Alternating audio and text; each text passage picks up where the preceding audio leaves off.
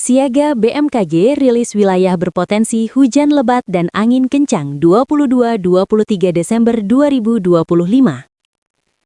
Badan Meteorologi, Klimatologi, dan Geofisika (BMKG) merilis potensi cuaca ekstrim berupa hujan lebat dan angin kencang pada Senin 22 Desember 2025 sampai dengan Selasa 23 Desember 2025. Potensi hujan lebat dan angin kencang itu terjadi di sejumlah wilayah Indonesia, seperti Banten, Jawa Tengah, hingga Jawa Timur. Kondisi ini disebabkan karena dua bibit siklon yang masih aktif di sekitar Indonesia, yaitu bibit siklon tropis 93S dan bibit siklon tropis 95S. Bibit siklon tropis 93S yang terbentuk di Samudra Hindia Selatan Jawa dan bergerak ke arah barat daya memberikan dampak tidak langsung berupa hujan dengan intensitas sedang hingga lebat di Banten, Jawa Barat, Jawa Tengah, dan Yogyakarta, tulis BMKG. Sementara itu, bibit siklon tropis 95S menyebabkan hujan sedang hingga sangat lebat, disertai angin kencang di sejumlah wilayah Indonesia bagian timur. Lantas, di mana saja wilayah yang berpotensi dilanda hujan lebat dan angin kencang? Wilayah yang berpotensi hujan lebat 22-24 Desember, dilansir dari Peringatan Dini Cuaca Indonesia BMKG, berikut ini wilayah yang berpotensi dilanda hujan lebat dan angin kencang pada Senin 22 Desember 2025 hingga Selasa 23 Desember 2025. Senin, 22 Desember 2025. 1. Wilayah yang berpotensi hujan sedang hingga lebat. Aceh, Sumatera Utara, Sumatera Barat, Riau, Kepulauan Bangka Belitung, Bengkulu, Lampung, Banten, DKI Jakarta, Jawa Barat, Daerah Istimewa Yogyakarta, Bali, Nusa Tenggara Barat, Kalimantan Barat, Kalimantan Tengah, Kalimantan Timur, Kalimantan Utara, Kalimantan Selatan, Sulawesi Utara, Gorontalo, Sulawesi Tengah, Sulawesi Barat, Sulawesi Selatan, Sulawesi Tenggara, Maluku Utara, Maluku, Papua Barat Daya, Papua Barat, Papua Tengah, Papua Pegunungan, Papua, Papua Selatan. 2. Wilayah yang berpotensi hujan lebat hingga sangat lebat. Jawa Barat, Jawa Timur. 3. Wilayah yang berpotensi dilanda angin kencang, Kepulauan Bangka Belitung, Kepulauan Riau. Selasa, 23 Desember 2025. 1. Wilayah yang berpotensi hujan sedang hingga lebat. Aceh, Sumatera Barat, Riau, Jambi, Sumatera Selatan, Kepulauan Bangka Belitung, Bengkulu, Lampung, Banten, DKI Jakarta, Jawa Barat, Jawa Tengah, Daerah Istimewa Yogyakarta, Bali, Nusa Tenggara Barat, Kalimantan Barat, Kalimantan Tengah, Kalimantan Timur, Kalimantan Utara, Kalimantan Selatan, Sulawesi Utara, Gorontalo, Sulawesi Tengah, Sulawesi Barat, Sulawesi Selatan, Sulawesi Tenggara, Maluku Utara, Maluku, Papua Barat Daya, Papua Barat, Papua Tengah, Papua Pegunungan, Papua, Papua Selatan. 2. Wilayah yang berpotensi hujan lebat hingga sangat lebat. Jawa Timur, Nusa Tenggara Timur. 3. Wilayah yang berpotensi dilanda angin kencang, Bali, Kepulauan Bangka Belitung, Sulawesi Tengah. Aktivitas gempa bumi kembali tercatat di wilayah Laut Jawa. Pada Senin, 22 Desember 2025, pukul 9.48.21 WIB, Badan Meteorologi, Klimatologi, dan Geofisika (BMKG) melaporkan terjadinya gempa bumi berkekuatan magnitudo 2,8 yang berpusat di wilayah Timur Laut Tuban, Jawa Timur. Berdasarkan data BMKG, pusat gempa berada di koordinat 5,76 derajat lintang selatan dan 112,38 derajat bujur timur atau sekitar 132 km timur Laut Tuban. Gempa ini terjadi pada kedalaman 10 km, sehingga dikategorikan sebagai gempa dangkal. Gempa dangkal dengan magnitudo kecil hingga menengah seperti ini berpotensi menimbulkan getaran ringan di wilayah pesisir terdekat, terutama jika terjadi di laut. Namun, hingga laporan ini disampaikan, belum ada laporan resmi mengenai guncangan yang dirasakan masyarakat, serta tidak terdapat laporan kerusakan akibat peristiwa tersebut. Wilayah Laut Jawa dan sekitarnya memang kerap mengalami aktivitas seismik, meskipun tidak sesering wilayah selatan Jawa atau kawasan timur Indonesia. Gempa-gempa di kawasan ini umumnya dipengaruhi oleh aktivitas sesar-sesar lokal dan dinamika lempeng tektonik yang terus bergerak secara alami.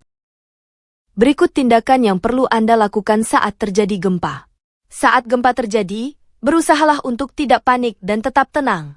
Tarik napas dalam-dalamnya, lalu lihatlah keadaan sekitar dan pilihlah tempat yang aman untuk berlindung. Jika pada saat gempa sedang berada di dalam penginapan, berusahalah menyelamatkan diri dan orang yang ada di sekitarmu. Berlindung di bawah meja adalah tempat terbaik untuk melindungi diri dari benda-benda yang berjatuhan akibat gempa. Setelah itu, lindungi kepala dengan benda empuk. Misalnya bantal, helm, papan, atau yang paling praktis kamu bisa menggunakan kedua tangan dengan posisi tertelungkup. Jika pada saat gempa terjadi kamu sedang berada di luar ruangan, tindakan pertama yang harus dilakukan adalah bergerak menjauhi gedung dan tiang lantas menuju daerah terbuka. Tetap tenang dengan menarik napas dalam-dalam dan jangan lakukan apapun. Sebab, biasanya setelah gempa pertama akan terjadi gempa susulan. Jika saat itu kamu sedang berada di kerumunan, biasanya akan terjadi kepanikan. Untuk menghindari hal tersebut kamu bisa perhatikan arahan petugas penyelamat dan usahakan langsung menuju ke tangga darurat untuk menuju ke daerah terbuka. Jika gempa terjadi saat kamu sedang berada di gunung, bergeraklah menuju daerah lapang untuk berlindung. Hindari daerah dekat lereng karena ada kemungkinan akan menimbulkan longsor dan mengancam keselamatan jiwa. Gempa di bawah laut bisa menimbulkan gelombang tsunami. Jika gempa itu terjadi, bergeraklah ke dataran yang lebih tinggi. Bagi yang sedang melakukan perjalanan saat terjadi gempa, berpeganglah erat agar tak terjatuh. Berhentilah di tempat yang lapang dan berhentilah di sana. Gempa magnitudo 3,6 guncang wilayah Tenggara Waropen, Papua. Aktivitas gempa bumi kembali terjadi di wilayah Papua. Pada Senin, 22 Desember 2025, pukul 10:34:43 WIB, Badan Meteorologi, Klimatologi, dan Geofisika BMKG mencatat adanya gempa bumi berkekuatan magnitudo 3,6 yang berpusat di Tenggara Waropen, Papua. Berdasarkan data BMKG, pusat gempa berada di koordinat 2,99 derajat lintang selatan dan 137,24 derajat bujur timur atau sekitar 65 km tenggara Waropen. Gempa ini terjadi pada kedalaman 10 km, sehingga tergolong sebagai gempa dangkal. Dengan kedalaman yang relatif dangkal, gempa ini berpotensi menimbulkan getaran ringan hingga sedang di wilayah sekitar pusat gempa.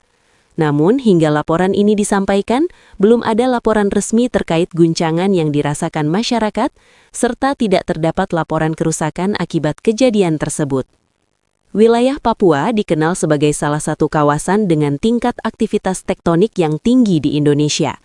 Pergerakan lempeng Pasifik, Indo-Australia, dan sejumlah mikrolempeng di kawasan timur Indonesia menjadikan daerah ini kerap mengalami gempa bumi, baik berskala kecil, menengah, maupun besar, sebagai bagian dari proses geologis yang terus berlangsung. Adapun diketahui getaran gempa diukur dalam skala MMI. Berdasarkan skala MMI yang dikutip dari laman BMKG, berikut info MMI yang dapat dipelajari. 1. MMI. Getaran gempa tidak dapat dirasakan kecuali dalam keadaan luar biasa oleh beberapa orang. 2. MMI. Getaran atau goncangan gempa dirasakan oleh beberapa orang, benda-benda ringan yang digantung seperti lampu gantung bergoyang. 3. MMI. Getaran gempa dirasakan nyata dalam rumah. Getaran terasa seakan-akan ada naik di dalam truk yang berjalan. 4. MMI. Pada saat siang hari dapat dirasakan oleh orang banyak di dalam rumah, di luar rumah oleh beberapa orang, gerabah pecah, jendela pintu bergoyang hingga berderik dan dinding berbunyi. 5. MMI.